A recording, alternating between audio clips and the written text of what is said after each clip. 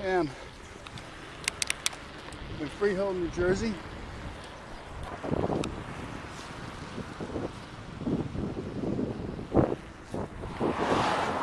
Almost didn't see that one coming. The sun was in my eyes.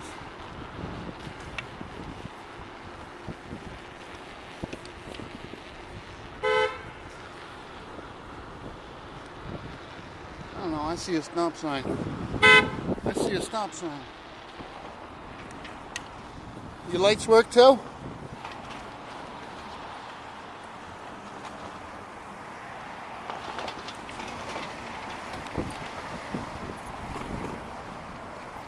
PEJ22C.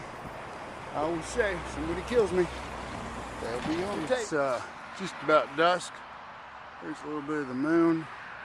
It's Sunday, February 26th. And this is my ride. I got fluorescents, I got flashes, lights up front. And right about now I'm hitting what they call the bonk, which is after I rode over here, I didn't actually, oh, I forgot I got another coot in there. I didn't actually eat lunch. I had planned to stop here, but the barbershop was a little bit full. So what I'm doing here is,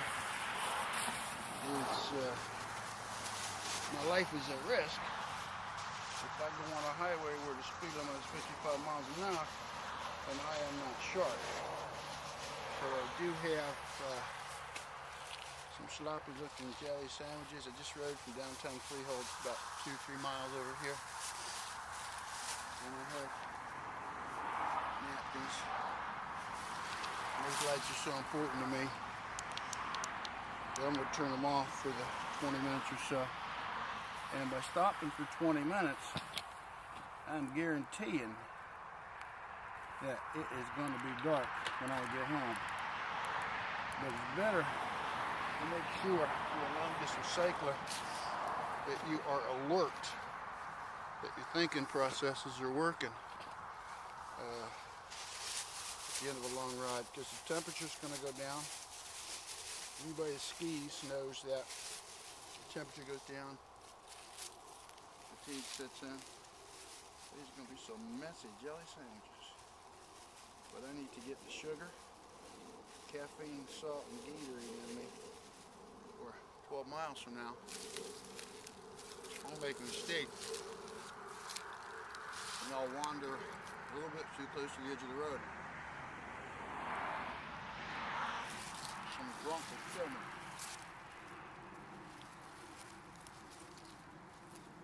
And this is all about living, not about dying.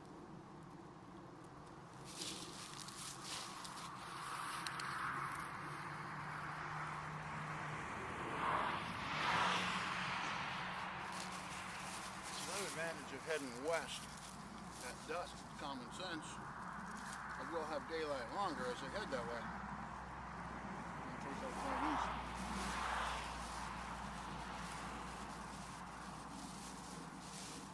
My brother has seen these sandwiches before. He says they're absolutely gross, but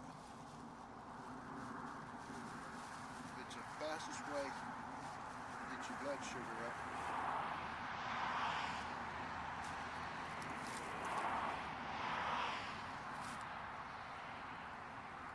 Is Walker's Great Concord Jam. And this will put me in a little bit of a sugar rush. I'm going to take off. Fritos will cover the salt meat.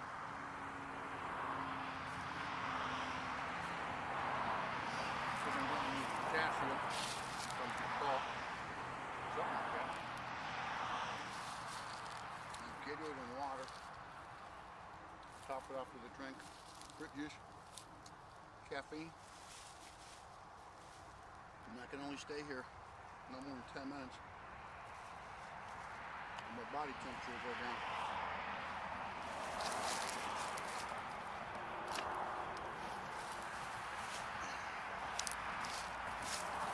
The ranger's about to come by, lock up this park. He might look at me like I'm homeless and I'm getting ready to camp in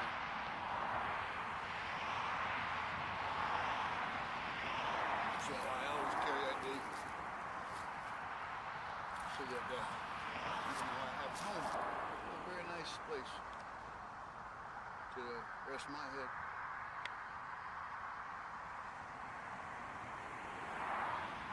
And right after I left the barbershop, I did feel a little bit of a cramp. So while all this replenishment goes into my muscles, I'll cycle easy for about 5 miles. By then it'll be pitch dark. If you think about watching the Tour de France, those guys are averaging 28 miles an hour. That's on average. They're coming down hills at 60, going up hills at 20. And what do? They call put on a feed bag. And you see them, somebody pulls up in the car, hands them a bag of food, and they eat it real fast, and throw it away, and keep going.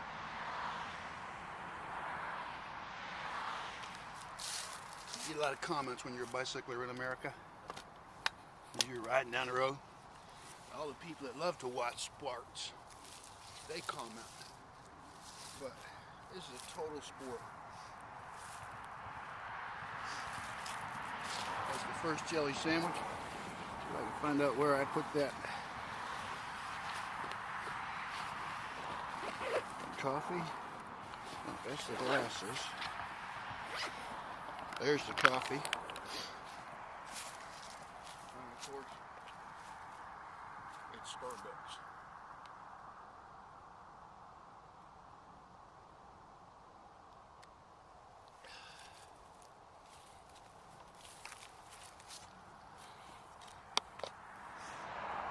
This is the entrance to Monmouth Battlefield Park. And a lot of times the tradition around here locally is people will be parked here. The guy will come and close the doors, gates, state rangers and stuff. But there'll be 10, 20 people in there. And you've not had a pleasant experience until more pleasant experience in a New Jersey State Park until you've been in one that's closed at dusk.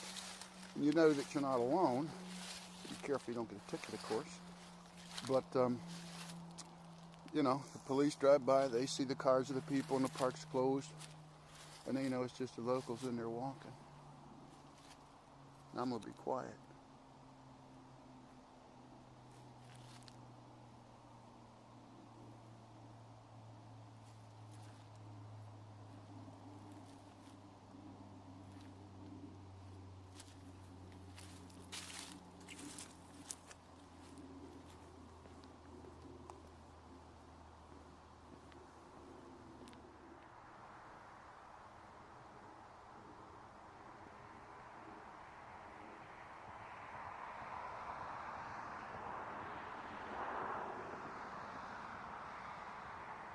I estimate there's 3 to 5 people a night that are living in this park.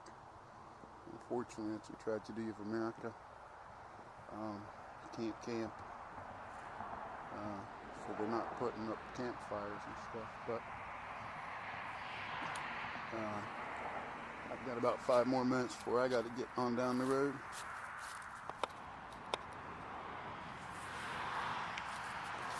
My break here.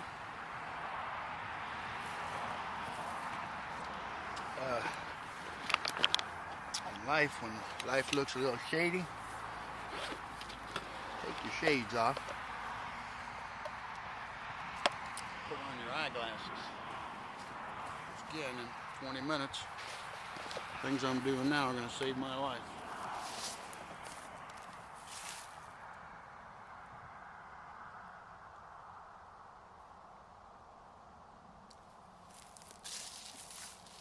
I do not recommend riding in the dark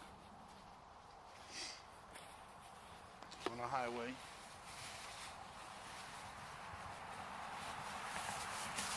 Where the speed limit is 55. Too many people, but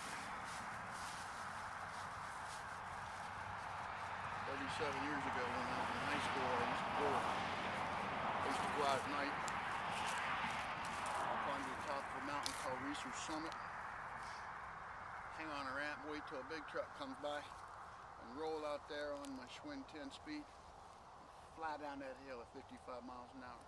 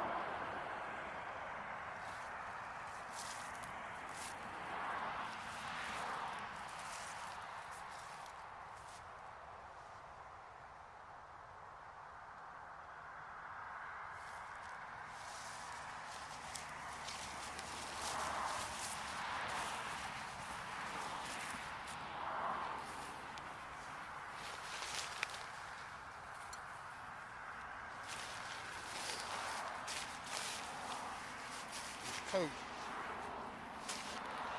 With my ace up my sleeve. They actually have 2 more changes of clothing available.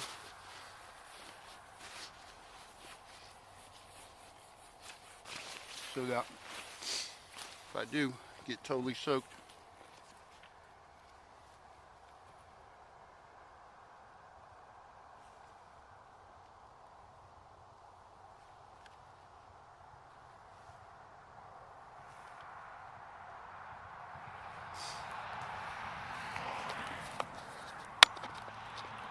and this is Lent, and so I'm not going to be public with what I've given up for Lent, but just about the time that it was a year after I lost Jimmy, I started going down to his house where I saw him last as he walked away, and on that day I thought to myself, I might never see him again, and that's just what a parent thinks. And I said, should I drive around the block and go up to his house? And I thought, no, you know, his mom might be there visiting him, and you're divorced, or his girlfriend might be there, buddies or something. So I drove away. I looked over my shoulder and I thought, I may never see him again. But I will see him again in heaven. And from a wonderful book, this is a prayer for our dear departed. O good Jesus, whose loving heart was ever troubled by the sorrows of others, look with pity on the souls of our dear ones in purgatory. O thou who didst love thine own, hear our cry for mercy, and grant that those whom thou hast called from our homes and hearts may soon enjoy everlasting rest in the home of thy love in heaven. Amen. Eternal rest grant unto them, O Lord, and let perpetual light shine upon them. And in October, I was going to Mass a lot, and met 3 really nice priests, African priests that were taking over the parish, and I asked Father Cordoba, you know, where did my Jimmy go? And I explained to Father that Jimmy had suffered from an illness called cystic fibrosis, and Father said that as best the Catholic Church understands, and I love and trust the Catholic Church, he said, if someone suffers on earth like a child suffers, that when they pass away, Jesus takes them straight home. So he explained to me what's called the communion of the saints. He said, actually, Maloney, as he called them, was up there praying for you. So I carry with me Jimmy's Mass card. Jimmy was a diplomat, and it was the prayer of St. Francis was the last song that we sang at his Mass.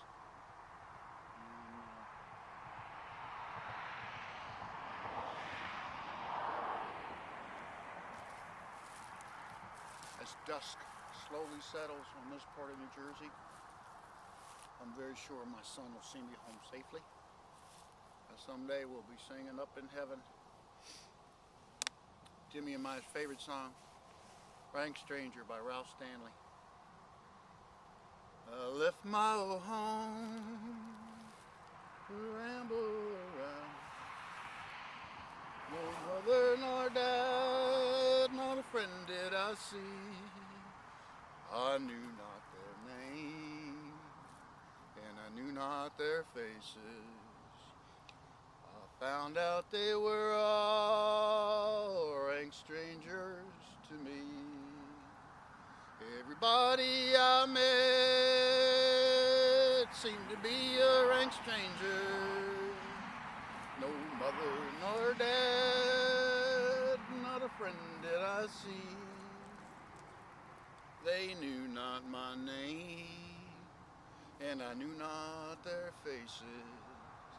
I found they were all rank strangers to me. Rank strangers refers to that moment when you cross over. No matter who you love and how long you love them, you step over the line and Jesus greets you based on how you live.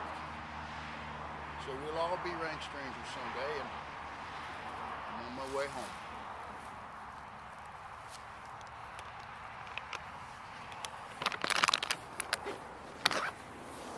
sisters said something to me about filming in the dark. So this is fading daylight. Hopefully this will come out cool. Coming into Monmouth, New Jersey. Best to keep two hands on.